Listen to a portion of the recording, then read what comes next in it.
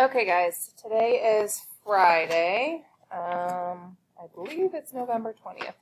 So what you are doing today is you were supposed to complete at least half of this test review that's in the note packet. So first thing you need to do is you need to complete the other half of this test review, okay? Once you're done and you've completed the entire test review, then I need for you to go to this document right here. This is the answer key to the test review. I need for you to really check your answers, see where you went wrong, change where you went wrong. Don't just change the answers. Don't just mark stuff and move on. Actually see what's wrong so that you're prepared for the test. Ms. Carter can answer your questions in third hour. The sub may be able to answer some of your questions in seventh hour.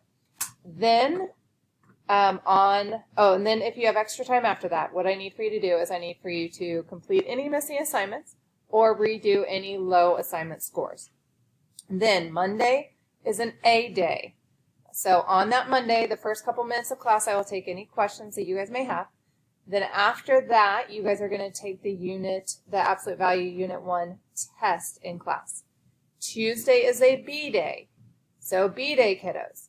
First couple minutes of class, you guys are going to ask any questions you have, and then you are going to take the test in class on B day. So A day, taking it on Monday, B day, taking it on Tuesday. All homework for this unit, everyone listen carefully, all homework for this unit is due by 8 a.m. on Tuesday morning.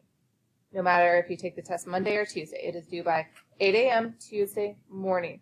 So you need to make sure that you have all assignments turned in with the best grade possible from this unit by 8 a.m. Tuesday morning, or those assignments will not be counting for your grade. Like, they will be zeros in the grade book, and they will stay zeros because you cannot make up any late work past that day.